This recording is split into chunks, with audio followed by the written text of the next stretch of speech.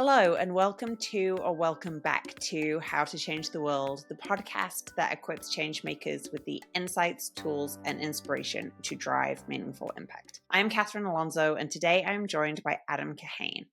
Adam is the co-founder of Rios Partners, an international social enterprise that helps people move forward together on their most important and intractable issues. He is a leading organizer, designer, and facilitator of processes through which business, government, and civil society leaders can work together to address such challenges. He is a member of the Order of Canada.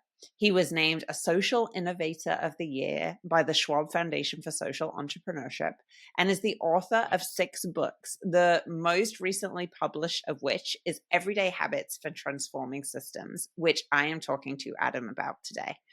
I absolutely loved this book. It is so relevant for the work that you are doing every single day. And without further ado, I am excited to introduce my conversation with Adam Kahane.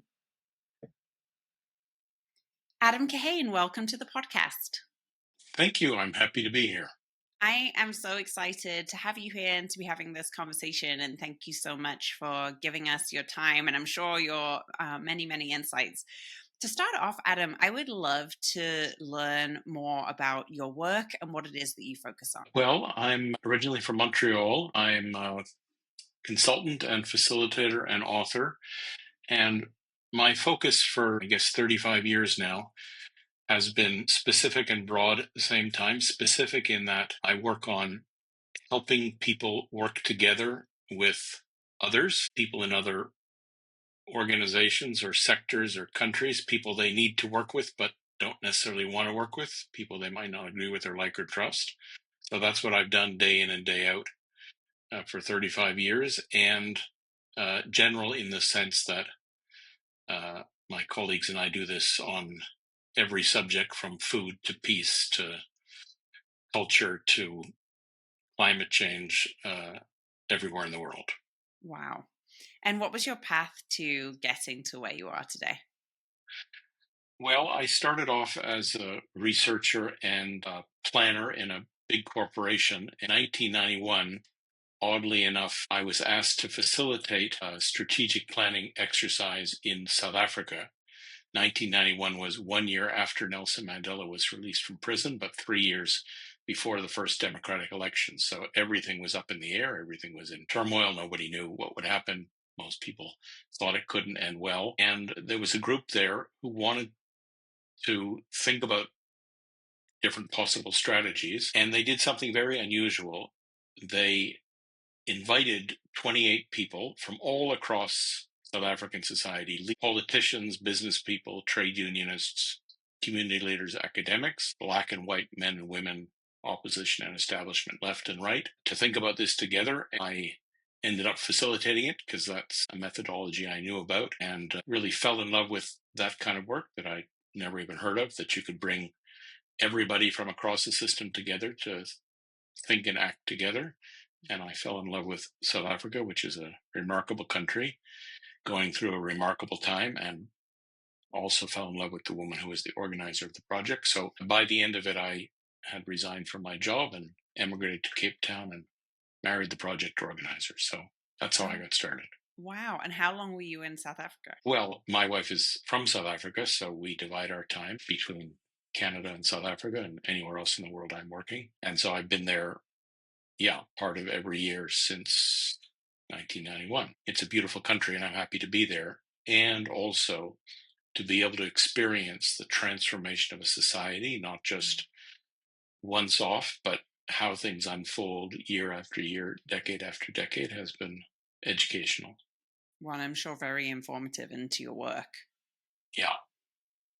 And Adam, why is it that your work matters to you? Like, what is it about it that really pulls you in and keeps you doing it year after year? Well, I think the fullest answer would be that I was lucky enough relatively early in my life, so I was 30 years old then, to find something that I had a gift for, that I was good at, and that I could earn a living at, which our company has done for many decades now, and that seemed useful. And if anything, that way of working, which was unconventional then, but is better known now. How do you work together across difference in our current world of increasing polarization and fragmentation and demonization? Seems like a worthwhile thing to spend your time on. So that's why I've kept doing it. And I think that that is such a interesting question. How do you work together across difference? And does seem so important in our increasingly divided, polarized, ideologically driven society. How is success defined for you when it comes to your work? For me, success is we're able to move forward on stuff we care about. We're able to make progress. We're able to get unstuck. And that doesn't necessarily mean we agree with each other or like each other or trust each other, but we're able to make progress. That's the definition of success. The opposite would be we're paralyzed, we're stuck, we're at war. We can't do anything other than violently attack each other. And there's quite a lot of that going around these days. Mm.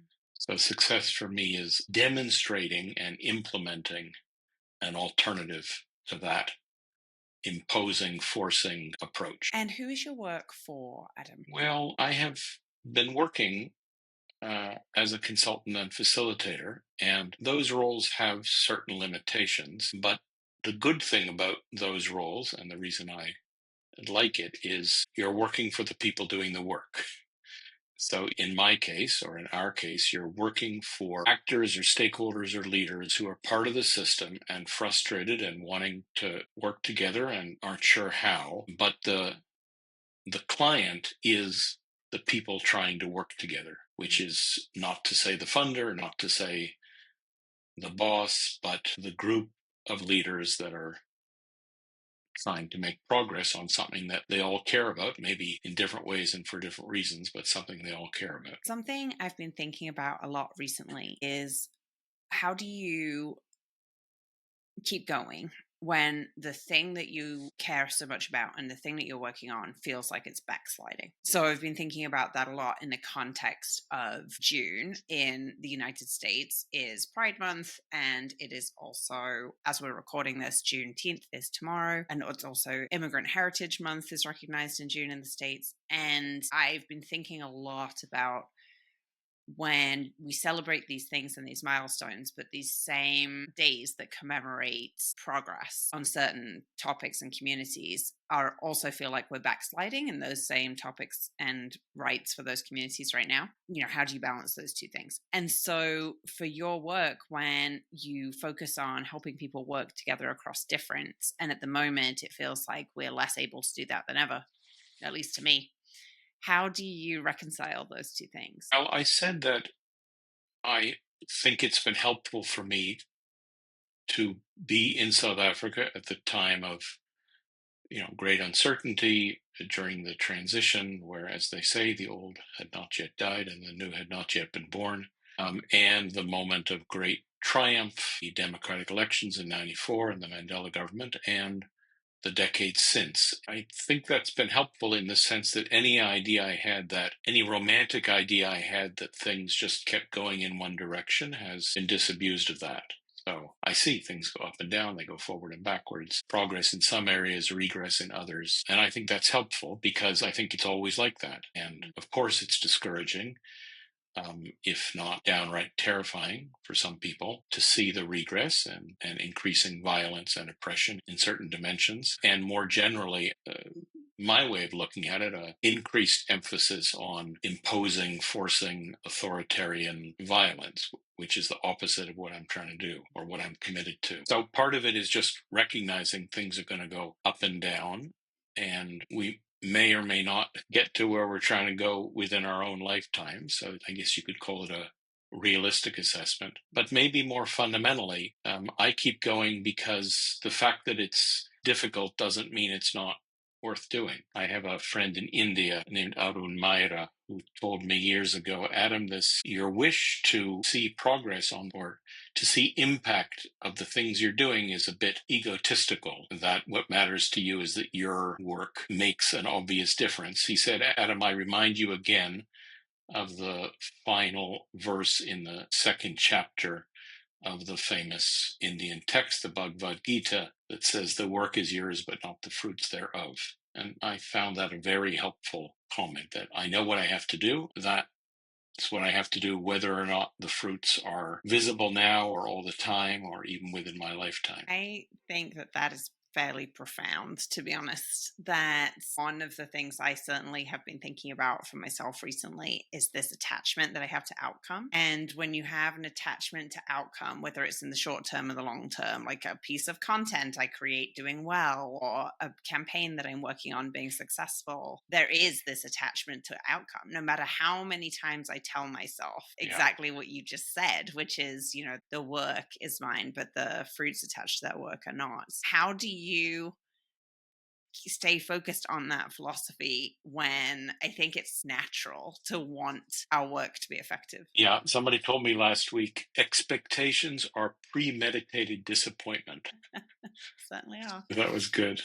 Well, I get a little bit or very discouraged, and it's not fun to try something and have it not work or blow up in my face. It would be a fiasco. And that can take a few minutes or a few years to get over, depending on how bad it is. So I'm not saying it's fun or easy, but I'm used to it. I'm used to things not working out often. And I guess I'd say I'm so curious about how things work in the world that when things don't go as I expect and I fall flat on my face, I eventually pick myself up and am genuinely curious about what happened there, what was different than I expected it to be, what can I learn, what can I do better next time. I said at the outset of the call that my core work in Rios is as a consultant and facilitator, but I have this hobby of writing books about what I've learned almost entirely from failures, and I've had enough to fill 6 books, of which we're talking about the 6th. So yeah, well, let's turn our attention to your 6th book, Everyday Habits for Transforming Systems. Before we do, let's take a quick break and then we'll dive in.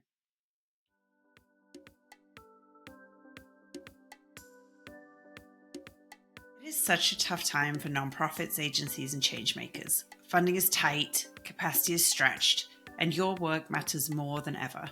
And you need communication support that can keep up. That's why we are super excited to introduce our new suite of modular, flexible services, built to help you and your storytelling stay visible, resilient, and connected when it matters the most. Whether you need a quick messaging refresh or adaptable on-demand support, Javelina is here to help you move forward with clarity and strength. You can see this list of services and discounted prices at javelina.co/rapid-response-services. That's javelina.co/rapid-response-services.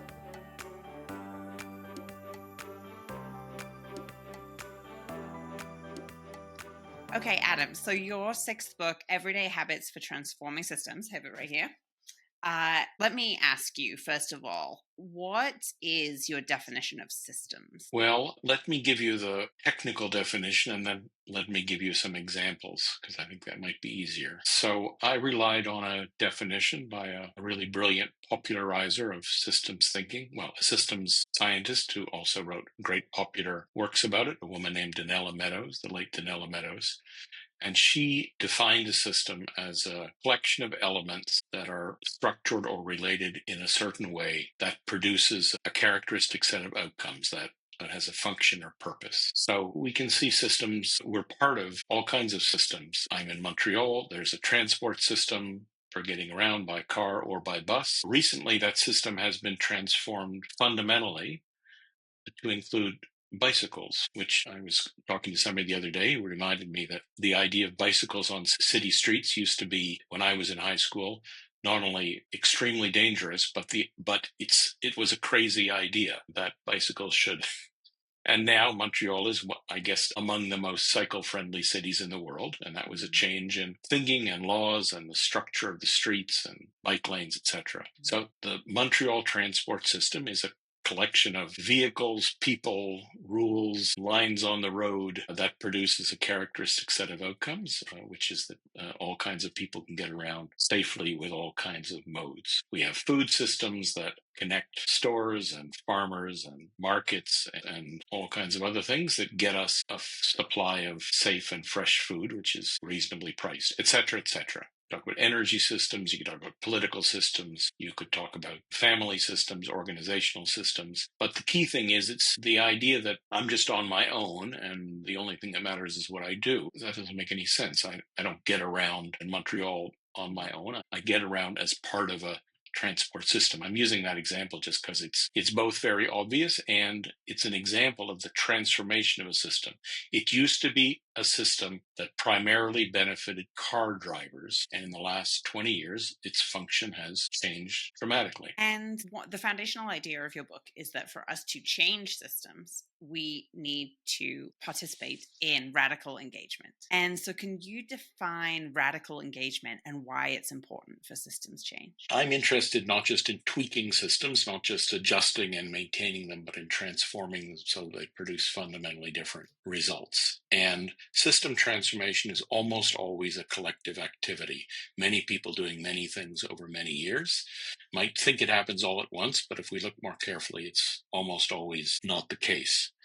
And of course, we can transform systems by blowing them up. And there are examples of that in the news these days, whether it's blowing up global trading systems or blowing up global defense alliances or blowing up Iranian weapons production and deployment systems. That's one approach. And I'm working on and writing about a different approach, which is how can we transform systems peacefully? And the best metaphor I have for this is we often think that systems are solid and stable and smooth and stuck. There's just no way to change them except very, very slowly or by dynamiting them. And I think one of the gifts, if I can put it that way, of the past months in the world is we're seeing no, systems can be transformed. They're fluid, not stuck. So I'm interested in how can we work with them peacefully. And the book says that doing that requires you to get up close and engage with what's going on and find a way to make a difference. And the best metaphor I've found for that is this metaphor of cracks that I'll introduce now, we can come back to later, that if you look at a mountain from far away, it just looks like a solid big thing. But if you're a rock climber, you're not climbing the mountain, you're climbing the cracks.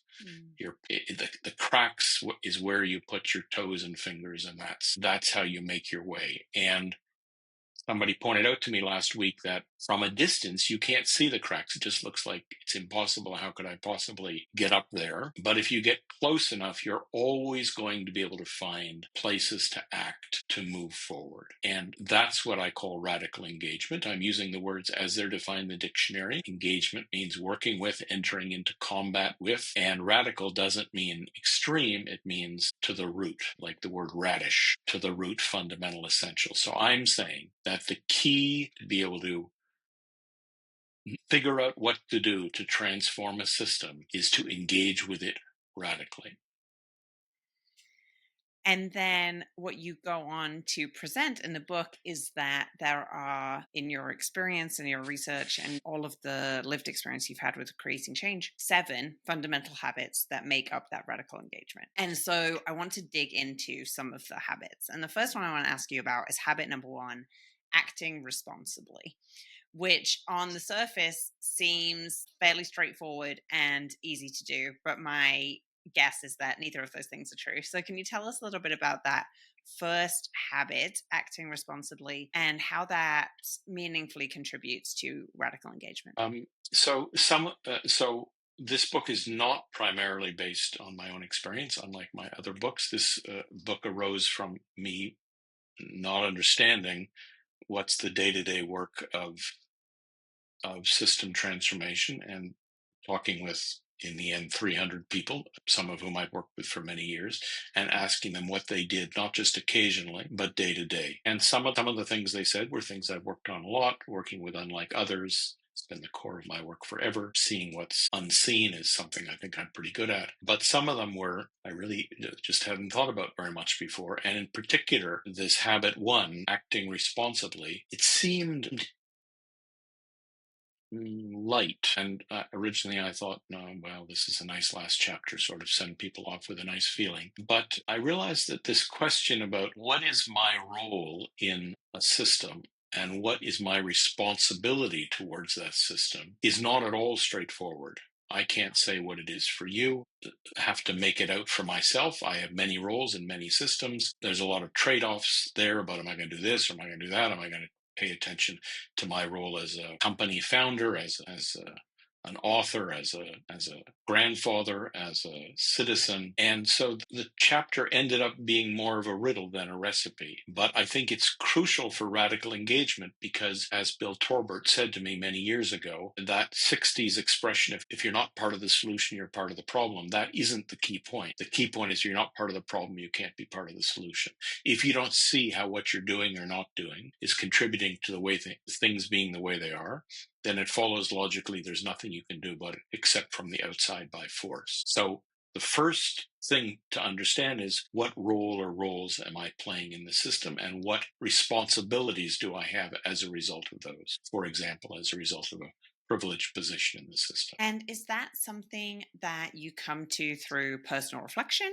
How do you figure out, how am I acting responsibly in my role trying to alter this particular system? Well, all of these habits, I suppose one could arrive at by just paying attention and reflecting. But my experience is, in all of these, including this one, the fastest way is to ask somebody who's somewhere else in the system, what role do you see me playing? How do you see me playing it? Do you see me as acting responsibly or irresponsibly? Often that's a big shock. The same is true of the other habits and this, of course, was the big revelation in that first South African experience 35 years ago, is when you have a group of people from all over the system, as that group of 28 was, they can learn a lot just by talking to the person sitting next to them, who, because they have a different position, also has a usually very different perspective. And sometimes it's hard to see what I'm doing or not doing and how it's contributing to the way things being the way they are. A general rule is, talk to people who are somewhere different than you and see what you can learn. It's a great rule, which I think actually leads us really nicely into the next habit I want to ask you about, which is habit number 2, relating in 3 dimensions. And so, can you tell us what you mean by relating in 3 dimensions? What are those 3 dimensions, and how can we be aware of those? Yeah, this is a little complicated, but I hope I've got a way finally to explain it. And I'm coming back to the definition of systems that I quoted from Donella Meadows. So if I take the example of our interaction right now, probably the most straightforward interaction, because you and I had never met before, and I actually don't know very much about you, is that we are both parts of a larger whole. In this case, the whole that's producing this episode of the podcast, and we're each playing our role. We also have the technology and the recording technology and the dissemination technology, but you and I are parts of a larger whole, and we're each actors in that particular simple drama. So that's dimension 1. Dimension 2 is we're each wholes in ourselves. And other than knowing where each other are sitting right now and having some idea of the name of each other's companies, we don't know much about each other. So the second way is to treat you, Catherine, as whole in yourself. I assume you're trying to do something with your podcast, you're trying to do something with your company, you're trying to do something as a good neighbor. I don't know much about that, but it would be not only paying attention to Catherine as a podcast interviewer, but also Catherine as somebody with her own ambition and agenda and destiny and needs. And the third is recognizing you're not just a part of a larger whole, you're not just a whole in yourself, but we are related wholes. We are in some way relatives, family, distant, though maybe less distant, and we're both sort of part of a North American community of people interested in change in the world. So we have some connection that way. And the point is that all three of these dimensions, as an actor, as a party, and as a relative, they're all correct, they're all true. And most people focus only on one. And my argument is, if you want to engage with others, you have to be able to relate to them in all 3 ways. I have to pay attention to you continue with this example, as somebody who's an actor in this little 1-hour experience we're putting on, and be respectful or aware that you have your own thing you're trying to do here that I should pay attention to if I want this to work well, and that we're both fellow human beings and we're both in this drama of 2025 in North America and going through stuff. And so those are the three dimensions. I really love that, Adam, because just on my own experience, it's so easy in the course of our work to feel like we have to move as quickly as possible. And at least for me, on a personal level, one of the side effects of that propensity for speed is seeing people as players in transactions. And and myself as well, that I am here to make this interview as compelling as possible so that it can be good for my audience, and not actually going to that second and that third dimension and really understanding not only your complete role as a person and what you're up to, but also how our worlds interconnect and how we're in this together. And so I really appreciate you sharing that. And I think that mind shift could be incredibly powerful for those engaging in systems change. Yeah. And I think different people have different emphasis. Some people, especially people interested in systems, are always saying, yes, yes, but we're part of something larger whole and we have to think of the whole. That's true. But there's also people who say, no, this is about your interests, my interests. I worked years ago in Houston, which is really politically and culturally very, very, very unlike Montreal. But I worked with a group of leaders working on development in the Houston region, and the property developers, their companies were named things like John Smith Interests. And I thought that's so cool. It's like, this is me, my interest. Let's not get confused. I have a business here. So some people focus on interests, on negotiation, on what's in it for you, what's in it for me, let's make a deal. And other people focus, we're all human beings, let's focus on that. So they're all three true. And I argue, if you want to be effective in transforming systems, you have to be able to you have to understand and be aware of and work with all three.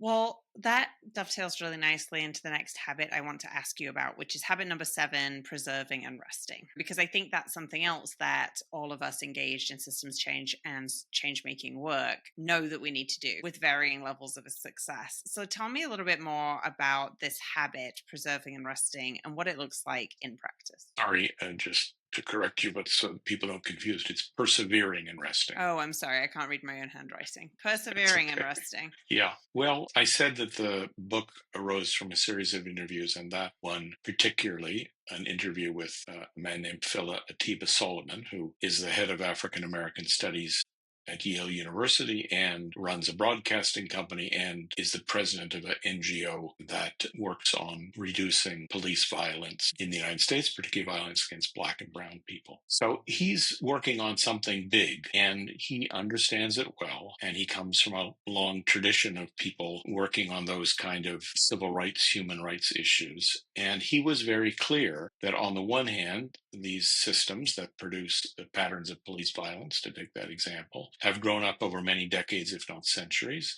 and they're going to take decades to change. And as you said at the top of the call, there's decades of progress and decades of regress. So he's very clear that this is a long job and he may or may not be successful in his lifetime. And he's also clear from having observed his elders that you can burn yourself out. He mentioned in the interview, he'd seen lots of divorces and people dying young in this field because they just try to do everything all at once. So persevering and resting means it's no good just to sprint thinking it's going to be over quickly. And it's no good just to keep going until you burn yourself out or damage yourself or your health or your family irremediably.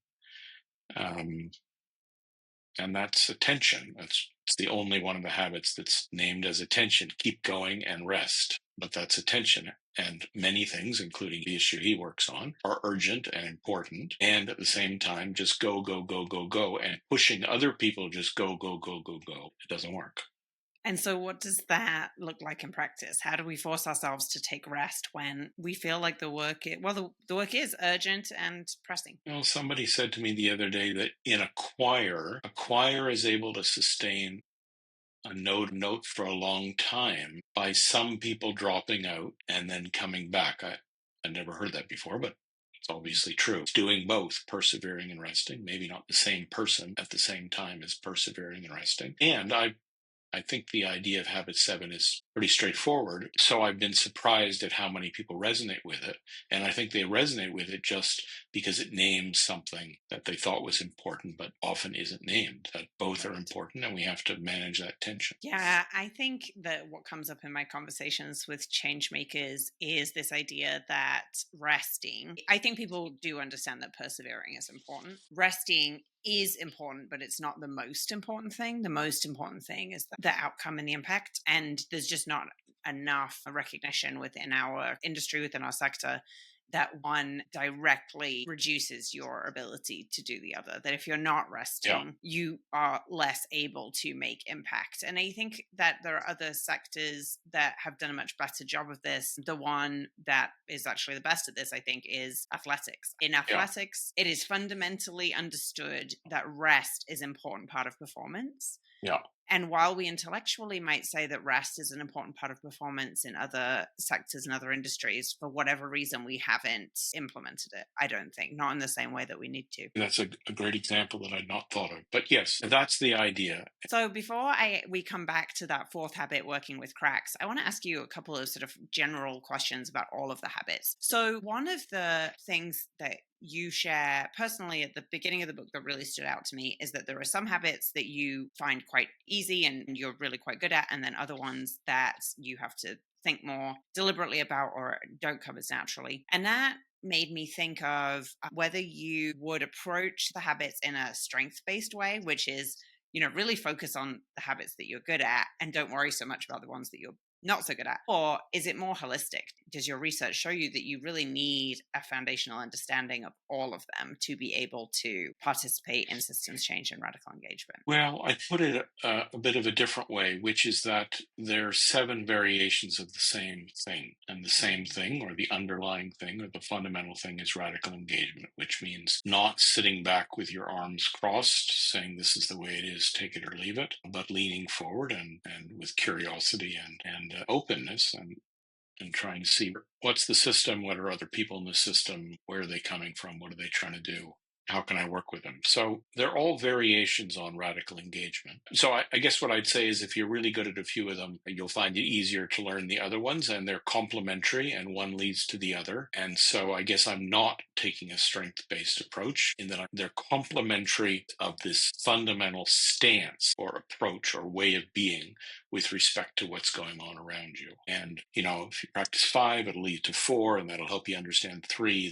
That's why I show them as a honeycomb. They're all connected. Yeah, that makes perfect sense to me. How should people get started? You'll have noticed that the title of the conclusion is Begin Anywhere. And somebody said this to me offhand, begin anywhere, go everywhere. But I found that they were referring to a famous quote I'd never heard before from John Cage, who was an important avant-garde composer, who said something that I think is very applicable to this time we're living in. He said, there's a temptation to do nothing simply because there's so much to do that one doesn't know where to begin. Begin anywhere. And what I've discovered the past month in talking about the book is many people are overwhelmed and confused and frightened and even paralyzed by all the things that are going on in the world, from war to AI to climate change to authoritarian governments. And I really do believe begin anywhere. The book doesn't tell you what to do. The book offers you a way that you can discover what you can do in your particular situation at a given moment. Begin anywhere. I love that.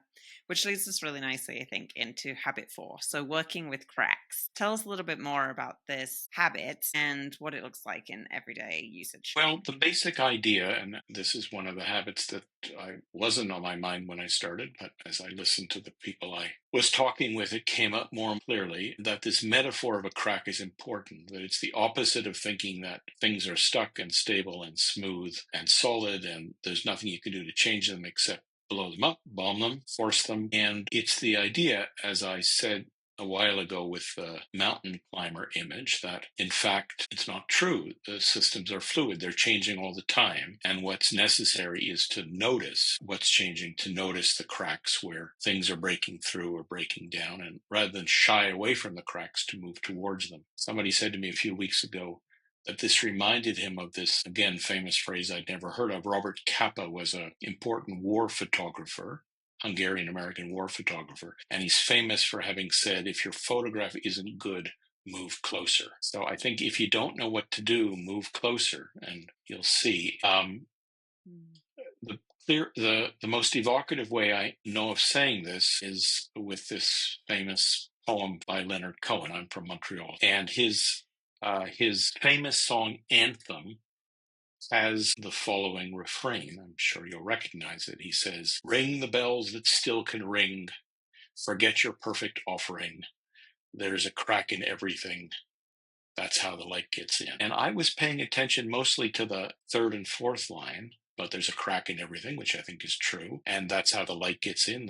It's in the cracking that there's opportunity and potential and light. But as I've been quoting that the last few weeks, I realized that maybe the first two lines are even more important. That ring the bell that still can ring. Everybody has something they can do, some bell that they can ring, something that's within reach. And what's crucial to do that is forget your perfect offering. Forget that you have to understand everything, you have to know everything, you have to have a plan, you have to have agreement. Your group has to be perfect, you have to be perfect. Forget that. It's not going to happen. So start anywhere and go everywhere. Start anywhere, go everywhere. Adam, that really is beautiful. And I really appreciate you sharing your ideas with us and the world and taking the time today to walk us through them. Before we wrap up, I have 4 quick questions for you. When it comes to making systems change, what is a way that folks listening can think differently? Well, I might answer your questions with different versions of the same answer, but it's so easy to take things personally, to think it's all about me and whether this is working for me and who's not being nice to me. And I think the basic shift is to get out of yourself and to say, let me just pay attention to the bigger picture, what's happening for other people, how other people are thinking, including people I may not agree with or like or trust. Because rather than I know what's going on, I know what needs to be done. If everybody would just listen to me, we'd all be fine. It's just not a very productive approach. So the thinking differently is to have a little humility. Yeah. And to learn more, where can folks go? Well, the book is, title says, Everyday Habits for Transforming Systems. There's lots about the book and other books and the work my colleagues and I have been doing on which the book is based at adamkahane.com, ADAMKAHANE.com. Wonderful. And what is one thing that folks can do to start to participate in radical engagement? Well, to make the effort, doesn't have to be all the time, but just 10% of your time, make the effort to be curious and to be inquiring into what does this situation look like to other people in other parts of the system who see different things, who think different things, who are doing different things, without engaging with them, not just to try to convince them that you're right, but engaging with them genuinely to understand where they're coming from. You may find you learn something you don't know and that it helps you figure out what you can do next. It's wonderful advice. Adam, thank you so much for your time and just the incredible work that you do in the world. I know that the everyday habits that you share are certainly going to have already informed my thinking and certainly going to inform my own work. And for that, I am very grateful. Well, thank you, Catherine. It was delightful to talk with you. I hope that you enjoyed that conversation as much as I did. I think there were so many rich takeaways that Adam shared. One that I will carry with me for a long time to come is this idea of a mountain and seeing a mountain from a long ways away and it looking like this intractable, unchangeable, unmovable, solid block of a thing. But when you get up close to it, there are cracks and crevices that you can use to climb the mountain. And those cracks and crevices grow and change and evolve over time. And really, what Adam is telling us is the biggest mistake that any of us can make is stand away from a system and think it's not changeable. There's nothing I can do. It is what it is. And I have to just work around it and deal around with it and travel around the mountain. And what he's saying is, no, you don't have to do that. You can absolutely go through the mountain. You can change it. And to do that, you begin anywhere and go everywhere. And the habits that he is introducing in the book are really a roadmap for how you can start to do that. Like he said, the book doesn't tell you how, but it does tell you your entryway. into this begin anywhere, go everywhere idea, and what that might look like for you in the specific change that you are seeking to make. And in that sense, Adam's work is a gift. I am so grateful to him for sharing it with us, and so grateful to you for listening. If you enjoyed this conversation, I would absolutely love it if you would recommend it to a friend, share it around, rate and review. It really helps us grow.